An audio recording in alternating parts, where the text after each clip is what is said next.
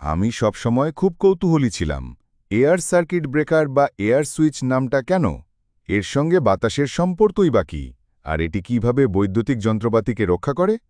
যেসব পরিবারের বাচ্চারা সয়া সস কিনতে পারে সেই পরিবারের অভিভাবকরাও নিশ্চয়ই এই জিনিসটা দেখেছেন ফিউজ এর ভেতরে থাকে একটি কম গলনাঙ্ক বিশিষ্ট ধাতব তার যখন হঠাৎ করে অতিরিক্ত বিদ্যুৎ প্রবাহ ঘটে তখন এই তারটি দ্রুত গলে যায় এবং সার্কিট কেটে যায় যদিও এটি কার্যকরভাবে সার্কিটকে রক্ষা করে কিন্তু প্রতিবার নতুন ফিউজ লাগাতে হয় যা ঝামেলার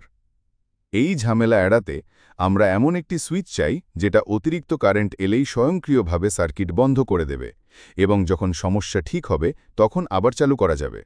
এই উদ্দেশ্যে আমরা একটি সুইচ ট্রিগার মেকানিজম যোগ করি যাতে দুটি স্প্রিং ও দুটি লিভার থাকে প্রথমে সুইচটি বন্ধ থাকে আমরা যখন প্রধান লিভারটি ওপরের দিকে ওঠাই তখন স্প্রিংয়ের আকৃতি পরিবর্তিত হয় এবং নিচের লাল রিংয়ের অবস্থানও বদলাতে থাকে যখন লিভারটি সর্বোচ্চ স্থানে পৌঁছে যায় তখন এটি একটি ভারসাম্যের পয়েন্টে আসে এবং লক হয়ে যায় এই অবস্থায় সার্কিট সংযুক্ত থাকে অন অবস্থায় এরপর মূল বিষয় হল কিভাবে অতিরিক্ত কারেন্ট এলে এটি স্বয়ংক্রিয়ভাবে বন্ধ হবে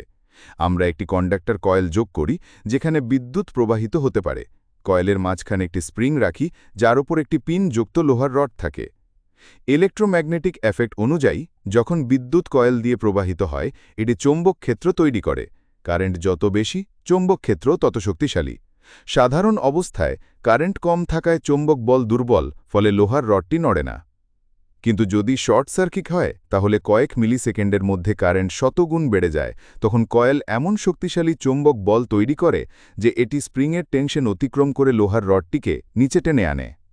লোহার রডের নিচের পিনটি মাঝের লিভারকে ঠেলে দেয় ফলে সুইচ ট্রিপ হয় এবং সার্কিট বন্ধ হয়ে যায় কিন্তু এখানেই শেষ নয় শর্ট সার্কিটের অতিরিক্ত কারেন্ট সুইচ বন্ধের সময় তীব্র বৈদ্যুতিক আর্ক বা বিদ্যুৎ চমক তৈরি করে এই আর্ক পুরো যন্ত্রটিকে ক্ষতিগ্রস্ত করতে পারে এজন্য একাধিক আর্ক ডাইভারশন চ্যানেল ব্যবহার করে এগুলোকে ছড়িয়ে দেওয়া হয় এবং আর্ক নেভানোর জন্য বাতাসকে মাধ্যম হিসেবে ব্যবহার করা হয় এই জন্যই একে এয়ার সুইচ বা বায়ু সুইচ বলা হয় তুমি কি এখন বুঝতে পেরেছ